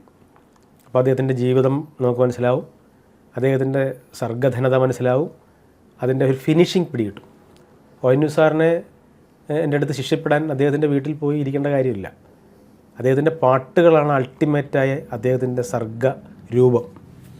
അപ്പോൾ അങ്ങനെയാകുമ്പോൾ ഓരോരുത്തരെയും പഠിക്കാൻ അവരുടെ സൃഷ്ടികളിലൂടെ കടന്നു പോവുകയും അവരെ പഠിക്കുകയും ഒക്കെ ചെയ്യുക എന്നുള്ളതാണ് എൻ്റെ ഒരു ശൈലി അതാണ്. പിന്നെ നിരന്തരമായ യാത്രകളെ നമ്മൾ ഒരുപാട് പേരെ കാണുന്നുണ്ട്. സൃഷ്ടികളേക്കാൾ കൂടുതൽ പിന്നെ നമ്മൾ എഴുതപ്പെട്ട ഏത് കൃതിയേക്കാൾ വലുതാണ് ഒരാളുടെ ജീവിതം. അപ്പോൾ ആ ജീവിതം തിരിച്ചറിയുക, അത് മനസ്സിലാക്കുക എന്നുള്ളത് വല്ലാത്ത കൗതുകകരമായ കാര്യമാണ്. ഇതെല്ലാം നമുക്ക് പിടികിട്ടുന്ന ഒരു ഏജ് കഴിയുമ്പോൾ മാത്രമാണ്. അറിയുമ്പോൾ തീരുന്ന അനുഭവ കഥയുടെ നിറവാർന്ന പേരാണ് ജീവിതം എന്നാണ്. അപ്പോൾ അറിഞ്ഞു കഴിയുമ്പോൾ തീർന്നു പോകും എന്ന് പറയുന്നത് പോലെ ജീവിതത്തിൻ്റെ എല്ലാ തരത്തിലുമുള്ള അഴകാഴങ്ങളെക്കുറിച്ച് ബോധ്യമാകുന്നൊരു സമയമുണ്ട്. ആ സമയത്ത് ജീവിതം തീർന്നു പോകും. പഠിപ്പിക്കാൻ നന്നായി പഠിച്ചു വരുമ്പോൾ ടീച്ചർ റിട്ടയർഡ് ആവുന്നത് പോലെയാണ്. നന്നായി ചികിത്സിക്കാൻ തുടങ്ങുമ്പോൾ ഡോക്ടർ വയസ്സായി പോകുന്നത് പോലെയാണ്. നന്നായി ഒരു കെട്ടിടത്തിൻ്റെ പ്ലാൻ വരച്ചിക്കാൻ തുടങ്ങുമ്പോൾ എഞ്ചിനീയർ അയാളുടെ ജോലിയിൽ നിന്നും ശാരീരിക വൈഷമ്യതകളോടെ മാറി നിൽക്കുന്നത് പോലെ നമുക്ക് നമ്മുടെ ജീവിതത്തിൻ്റെ എല്ലാ വൈതരണികളിലൂടെ പെട്ടുപോകുമ്പോഴാണ് ജീവിതത്തിൻ്റെ എല്ലാ തരത്തിലുള്ള സൗന്ദര്യത്തെ സാധ്യതയെ പിടികിട്ടുന്നത്. അപ്പോൾ അത്തരത്തിൽ ഓരോ നിമിഷവും നമ്മൾ പുതുക്കപ്പെട്ട് സഞ്ചരിക്കുക എന്നതാണ് ഞാൻ പിന്തുടരുന്നൊരു മാർഗം. വീണ്ടും ശബരിമലയിലേക്ക് വരുമ്പോൾ ശബരിമല ദർശനത്തെക്കുറിച്ചുള്ള അനുഭവമൊക്കെ രാജീവേട്ടൻ പങ്കുവയ്ക്കാറുണ്ട്. ആ ഒരു അനുഭവം തരുന്ന ഉള്ളിലുള്ള ആ ഒരു ധന്യത എങ്ങനെ നോക്കിക്കാണുന്നു? തീർച്ചയായിട്ടും ഞാൻ ആദ്യം ശബരിമലയിൽ പോയത് ഒരു 15 വയസ്സിലാണ്. അതിനുശേഷം സാമവേദം ആ പാട്ട് വിജയിച്ചു കഴിഞ്ഞാൽ ശയനപ്രദക്ഷിണം നടത്താമെന്ന് ഞാൻ നേർന്നിരുന്നു. ഇത് നേർന്നു കഴിഞ്ഞതിന് ശേഷം ഉള്ള അടുത്ത ദിവസത്തെ പേപ്പറിൽ തന്നെ ശയനപ്രദക്ഷിണം നിർത്തുന്നു എന്നുള്ളൊരു വാർത്ത കണ്ടപ്പോൾ എനിക്ക് വലിയ സങ്കടം വന്നു. എൻ്റെ നേർച്ച അവിടെ സമർപ്പിക്കപ്പെടാതെ പോകുമെന്ന്. പക്ഷേ അവിടെ ചെന്ന് ശയനപ്രദക്ഷിണമൊക്കെ നടത്തിയതിന് ശേഷമാണ് ആ ശയനപ്രദക്ഷിണം എന്ന ചടങ്ങ് തന്നെ അവിടെ തിരുവിതാംകൂർ ദേവസ്വം ബോർഡ് നിർത്തിച്ച്. അപ്പോൾ ശബരിമലയിൽ പോകുമ്പോൾ മാത്രമല്ല, ഏതൊരു യാത്ര പോകുമ്പോഴും ഞാൻ ആത്മീയമായ ഒരു ഒരു ക്ഷേത്ര ദർശനം പോലെ ആഘോഷിക്കാറുണ്ട്. ഏത് സ്ഥലവും ക്ഷേത്രമാണ്. എവിടെയും ഏറ്റവും നല്ല പരിപാവനമായൊരു സ്ഥലത്തേക്കുള്ള യാത്രയാണ് നമ്മൾ ഉറക്കം ഉണർന്നതിന് ശേഷം ഉണ്ടാവേണ്ടതും ഉണ്ടാകാൻ പോകുന്നുവെന്ന ചിന്തയാണ് നമ്മളെ പുതുക്കപ്പെടുന്നത്. അങ്ങനെ ഓരോ അമ്പലങ്ങളിൽ പോകുമ്പോഴും അല്ലെങ്കിൽ ഓരോ വ്യക്തിയെ കാണുമ്പോഴും ആ വ്യക്തിയിൽ നിന്ന് നമുക്ക് എന്തെങ്കിലും പഠിക്കാനുണ്ടാവും. ഒരു പുതിയ അമ്പലത്തിൽ ചെന്നിട്ട് അവിടുത്തെ ആരാധനാ ക്രമങ്ങളെ പഠിക്കുന്നത് പോലെയാണ് ഒരു വ്യക്തിയെ അടുത്ത് കണ്ടതിന് ശേഷം അയാളുടെ ജീവിതത്തെ തിരിച്ചറിഞ്ഞിട്ട് കൗതുകത്തോടെ അയാളെ സ്നേഹിക്കാൻ തുടങ്ങുന്നത്.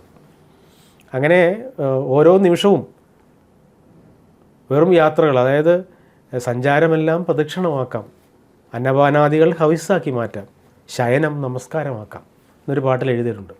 വെറുതെ കിടന്നുറങ്ങുമ്പോഴും അത് നമസ്കാരമാണ്. അന്നപാനാദികളൊക്കെ ഹവിസ്സാണ്. നമ്മൾ വെറുതെ ഏത് യാത്ര നടത്തുമ്പോഴും ആ യാത്രയൊക്കെ അമ്മയിലേക്കുള്ള ദൂരം കുറയ്ക്കലാണ് എന്ന് എഴുതിയിട്ടുണ്ട്. പ്രദക്ഷിണം ചെയ്ത് ഞാൻ അമ്മയിലേക്കുള്ള ദൂരം കുറയ്ക്കും സുപ്രഭാതം എന്നൊരു വരിയിൽ എഴുതിയിട്ടുണ്ട്. അപ്പോൾ ഓരോ പ്രദക്ഷിണം ചെയ്യുമ്പോഴും ഓരോ യാത്ര ചെയ്യുമ്പോഴും നമുക്ക് തിരിച്ചറിയാൻ വളരെ ബുദ്ധിമുട്ടുള്ള ദൈവിക സങ്കല്പത്തിലേക്ക് കൂടുതൽ ചേർന്ന് നിൽക്കാനുള്ള സാധ്യതയിലേക്കാണ് എന്നാണ് എൻ്റെ വിശ്വാസം. ഇപ്പോൾ ഒരു ആസ്വാദക എന്ന നിലയിൽ ഇപ്പോൾ ചേർത്തല കാർത്യായനിയമ്മയെക്കുറിച്ച് ഉടുക്കിൻ നാദം നെഞ്ചിൽ തുടിക്കും സന്ധ്യാനേരം, അത് വളരെ പ്രിയപ്പെട്ടതായിട്ട് തോന്നിയിട്ടുള്ള ഒരു ഗാനമാണ്. ഇപ്പോൾ എല്ലാവരും കേട്ട ഒരുപാട് ഗാനങ്ങളുണ്ടാവും, പക്ഷേ രാജീവേട്ടൻ്റെ എഴുത്തുകളിൽ ഏറ്റവും പ്രിയപ്പെട്ടതായിട്ട് തോന്നിയിട്ടുള്ള ആ ഒരു ഗാനം ചോദിച്ചാൽ ഏതായിരിക്കും? ഒരുപാട് പാട്ടുണ്ട്. വൈക്കം ലക്ഷ്മി പാടിയ കണ്ടമംഗലം ക്ഷേത്രത്തിലെ കരഞ്ഞ് കരഞ്ഞ് ഞാൻ തളർന്നു പോയ എൻ്റെ കണ്ടമംഗലത്തമ്മേ എന്നൊരു പാട്ടുണ്ട്. അപ്പോൾ അങ്ങനെ അതൊക്കെ നമുക്ക് കൂടുതൽ വൈകാരികമായി എഴുതപ്പെട്ട പാട്ടുകളാണ്. ഉടുക്കിന് നാദം നെഞ്ചിൽ എന്ന പാട്ടും ഒരു ഉടുക്കിൻ്റെ ഒരു പശ്ചാത്തല സംഗീതത്തോടെ നമുക്ക് പാട്ട് തുടങ്ങാമെന്ന് പറഞ്ഞ് എം ജയേന്ദ്രൻ ഇട്ട ട്യൂണിനൊപ്പിച്ചെഴുതിയ പാട്ടാണ്. അമ്മയെ കാണുവാൻ എന്തഴക് എന്ന് കെ ചിത്ര പാടിയ ആ പാട്ടും ട്യൂണിനൊപ്പിച്ചെഴുതിയതാണ്. അപ്പോൾ ട്യൂണിനൊപ്പിച്ച് ഭക്തിഗാനം എഴുതുന്ന ഒരു കാലഘട്ടത്തിലല്ല അതൊന്നും എഴുതിയത്. എല്ലാവരും ലിറിക്സ് എഴുതി കൊടുത്തിട്ട് അതിലൊരു സംഗീത സംവിധായകൻ ഈണമിടുന്ന രീതിയിൽ നിന്ന് വ്യത്യസ്തമായിട്ട് മഹാമായ എന്ന ആൽബത്തിലെ എല്ലാ ഗാനങ്ങളും ട്യൂണിനൊപ്പിച്ച് എഴുതിയതാണ്. അതിലെ എല്ലാ ഗാനങ്ങളും ഹിറ്റായിരുന്നു. ദേവി മൂകാംബികേ മായേ ശിവബാലെ, പിന്നെ ഷൺമുഖ സോദരിയായി മരുവുന്നു, ഇതെല്ലാം ട്യൂണിനൊപ്പിച്ചാണ് എഴുതിയത്. അപ്പോൾ അങ്ങനെ എഴുതാനുള്ളൊരു ഭാഗ്യം കൊണ്ടായി. ഇപ്പോൾ ലഭിച്ച ട്യൂണിനൊരു സാധ്യതയുണ്ടെന്ന് തിരിച്ചറിയാനുള്ള ഒരു സാഹചര്യമാണത്. ഇപ്പോൾ ട്യൂണിനനുസരിച്ച് എഴുതുന്നു അല്ലെങ്കിൽ നമ്മുടെ വരികൾ സംഗീതം ചെയ്തെടുക്കുന്നു, ഏതാണ് രാജീവേട്ടന് ഒരു കൂടുതൽ കംഫർട്ടബിളായിട്ട് അങ്ങനെ തോന്നിയിട്ടുണ്ടോ? അങ്ങനെ ഒരു കംഫർട്ടില്ല. കാര്യം പിന്നെ ഓരോന്നിനും ഓരോ സാധ്യതയുണ്ട്. ഇപ്പോൾ തന്നനാന എന്ന് എൻ്റെ ആദ്യ ചിത്രത്തിൽ ശിവൻ ദേവസി ഒരു ട്യൂൺ മൂളിയത് കൊണ്ടാണ് ഞാൻ തിങ്കൾ നിലാവലെന്ന് എഴുതിയത്. അല്ലെങ്കിൽ ആദ്യം എഴുതി കൊടുക്കുകയാണെങ്കിൽ ആ പദം ചിന്തിക്കുക പോലുമില്ല. തന്നനാന എന്ന് എഴുതിയപ്പോഴാണ് മുന്തിരി വാവേ എന്ന് ചിന്തിച്ചത്. അല്ലെങ്കിൽ അങ്ങനെ ഒരു പദത്തെക്കുറിച്ച് ചിന്തിക്കേണ്ട കാര്യമില്ല. തനാന തന എന്ന് പറയുമ്പോൾ നിലാവേ നിലാവേ നീ മയങ്ങല്ലേ എന്ന് എഴുതാൻ കാരണം തന്നെ ആ 3 അക്ഷരമുള്ള ഒരു പദം തേടിപ്പോയത് കൊണ്ടാണ്. തന്നനനന്നന എന്ന് മൂളിയത് കൊണ്ടാണ് ചെമ്പകവല്ലികളിൽ എന്ന് കേട്ടത്. എഴുത്തുകാരൻ എന്ന നിലയിൽ ഇനി രാജീവേട്ടനുള്ള ആഗ്രഹങ്ങൾ എന്തൊക്കെയായിരിക്കും? നമ്മൾ ആഗ്രഹിച്ചതിനേക്കാൾ കൂടുതൽ കാലം നമുക്ക് സമ്മാനിച്ചിട്ടുണ്ട്. ഒരുപക്ഷെ ആഗ്രഹിച്ചതിൻ്റെ എത്രയോ ഇരട്ടി അനുഗ്രഹങ്ങളും അവസരങ്ങളും ഒക്കെ സമൃദ്ധമായി കാലം നൽകി. എഴുത്ത് ജീവിതം തന്നെയായി. ജീവിതത്തിൻ്റെ ഏറ്റവും പ്രധാനപ്പെട്ട കാലത്ത് അല്ലലില്ലാതെ നമ്മളെ സൂക്ഷിച്ചു, നമ്മളെ കരുതലോടെ കൊണ്ടു നടന്നു. എങ്കിലും ഇനിയും ഒരുപാട് നല്ല പാട്ടുകളുടെ ഭാഗമാകണം, മഹാപ്രതിഭകളോടൊത്ത് സഞ്ചരിക്കണം എന്നൊക്കെ ഞാൻ ആഗ്രഹിക്കുന്നു. ആഗ്രഹമാണല്ലോ ഒരാളെ മുന്നോട്ട് നയിക്കുന്നത്. അത്തരത്തിൽ ഒരുപാട് നല്ല സിനിമാ ഗാനങ്ങളുടെ, സിനിമാ പാട്ടിൻ്റെയൊക്കെ ഭാവുകത്വം മാറിപ്പോയ ഒരു കാലഘട്ടത്തിൽ, അതിൻ്റെ രൂപങ്ങൾക്ക് വല്ലാത്ത മാറ്റം സംഭവിച്ച കാലഘട്ടത്തിൽ സാഹിത്യ ഭംഗിയുള്ള പാട്ടുകൾ ആവശ്യമില്ല എന്ന് ചിലർ തീരുമാനമെടുത്ത ഒരു കാലഘട്ടത്തിലൊക്കെയാണ് നമ്മൾ ജീവിക്കുന്നത്. അപ്പോൾ പാട്ടെപ്പോഴും പൊയറ്റിക് ആയിരിക്കണമെന്നും അതിന് കാൽപ്പനിക ഭംഗിയാണ് അതിനത് നിലനിർത്തുന്നതെന്നും, എന്ത് റിയലിസ്റ്റിക് ആയാലും പാട്ട് റിയലിസ്റ്റിക് അല്ല, അത് കാൽപ്പനികതയിലാണ് അതിൻ്റെ ഏറ്റവും വലിയ അടിത്തറ ഭദ്രമായി സൂക്ഷിച്ചിരിക്കുന്നതെന്നൊക്കെ ഒരു ബോധ്യമുള്ളൊരു കാലം ഇനിയും വരും. സാധ്യതയുള്ള ഒരുപാട് നല്ല പാട്ടുകളുണ്ടാവും. അതിൽ കുറച്ച് എഴുതാനുള്ള ഭാഗ്യം എനിക്ക് ഇനിയും ഉണ്ടാവും എന്നാണ് വിശ്വാസം. ഏതായാലും ജീവിതത്തിൽ എനിക്ക് പരാതികളോ പരിഭവങ്ങളോ ഒന്നും ആരോടും ഇല്ല. കാര്യം എന്തൊക്കെ തടസ്സമുണ്ടായാലും ഞാൻ ആഗ്രഹിച്ചതിനപ്പുറത്ത് ഉള്ള വലിയ വലിയ സാധ്യതകളിലൂടെ കാലം എന്നെ കൊണ്ടുപോയി. ഞാനത് ഈ സമയത്താണ്, ഈ ഏജിലാണ് ഞാനത് നന്നായിട്ട് അനുഭവിക്കുന്നത്. കാര്യം ഈ കഴിഞ്ഞ 3.25 പതിറ്റാണ്ട് ഉള്ള എൻ്റെ സാധ്യതകൾ, യാത്രകൾ, ആ യാത്രയിൽ എനിക്കുണ്ടായ അനുഭവങ്ങളുടെ റിസൾട്ട് അറിയുന്നത് ഒരുപാട് പേരുടെ സ്നേഹത്തിൽ നിന്നാണല്ലോ. അപ്പോൾ ഇപ്പോൾ ഇന്ന് ശ്രീ എം കെ അർജുനൻ മാസ്റ്ററുടെ പേരിലുള്ള പുരസ്കാരം സ്വീകരിച്ചിട്ട് വരുമ്പോഴും CP പള്ളിപ്പുറം എന്നെ ചേർത്ത് പിടിച്ചിട്ട് വലിയ ആളായല്ലോ എന്ന് പറഞ്ഞു. അപ്പോൾ എനിക്ക് തോന്നിയത്, ഞാൻ 3ാം ക്ലാസ്സിൽ പഠിക്കുമ്പോൾ പൂമ്പാറ്റയിൽ ഞാൻ ആദ്യം വായിക്കുന്ന കവിത എഴുതിയ ആളാണ് CP പള്ളിപ്പുറം. പൂമ്പാറ്റയും ബാലരമയും ഒക്കെ മേടിച്ച് വീട്ടിൽ ഓടിക്കൊണ്ടുവന്നിട്ട് ആർത്തിയോടെ വായിക്കുന്ന കവിതകൾ എഴുതിയ ആൾ. എനിക്ക് 10 വയസ്സ് പോലും തികയാത്തതിന് മുമ്പ് എന്നെ അമ്പരപ്പിച്ച കവി എന്നോട് ആശീർവാദിച്ച് സംസാരിക്കുന്നത് ഒരു റിസൾട്ടാണ്. അദ്ദേഹം എന്നെ പല യോഗങ്ങളിലൊക്കെ വിളിച്ചുകൊണ്ട് പോകുമ്പോഴൊക്കെ ഉണ്ടാകുന്നത് തീർച്ചയായിട്ടും പെരുമ്പടവും കൈതപ്രം തിരുമേനിയും MD സാറും അതുപോലെ ONV സാറും അക്കിത്തം തിരുമേനിയും ഒക്കെ കാണിച്ച വാത്സല്യം, കുഞ്ഞുണ്ണി മാഷിന് ഉണ്ടായിരുന്ന സ്നേഹം, ഇതെല്ലാം സുഹൃതമാണെന്ന് മാത്രമാണ് ഞാൻ അവകാശപ്പെടുന്നത്. കാര്യം ആ സുഹൃതം വളരെ ഭംഗിയായി ഞാൻ ആസ്വദിക്കുന്നുണ്ട്. ഈ ഒരു സർഗസഞ്ചാരത്തെക്കുറിച്ച് സംസാരിച്ചുകൊണ്ട് നമ്മുടെ അഭിമുഖത്തിൻ്റെ ഭാഗമാക്കിയതിന് രാജീവേട്ടന് വളരെ സന്തോഷം.